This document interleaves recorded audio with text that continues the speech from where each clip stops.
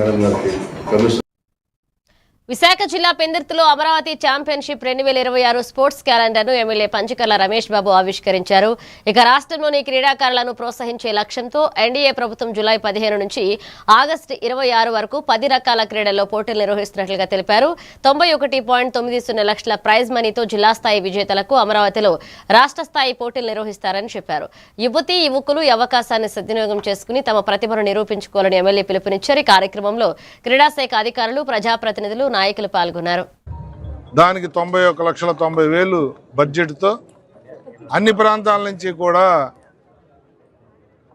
12 games, అలా ఏదంటే archery కానీ, అథ్లెటిక్ కానీ, బ్యాడ్మింటన్ కానీ, ఫుట్బాల్ కానీ, వాలీబాల్ కానీ, వెయిటింగ్ కానీ, కబడ్డీ కానీ, హాకీ కానీ, బాక్సింగ్ కానీ, బాస్కెట్బాల్ కానీ, చెస్ కానీ, యోగా కానీ 12 స్పోర్ట్స్ ఇష్యూస్ తీసుకుని జిల్లాల వారీగా ఇక్కడ ఆడించి మెరిట్ వచ్చిన వాళ్ళని, గెలిచిన వాళ్ళని అమరావతిలో ఆడించి ప్రైజు మనీ 91,90,000 ఇవ్వబోతా ఉంది రాష్ట్ర ప్రభుత్వం. ఇది కేవలం స్పోర్ట్స్ని ఎంకరేజ్ చేయాలి, యువతను ఉత్తేజపరచాలి.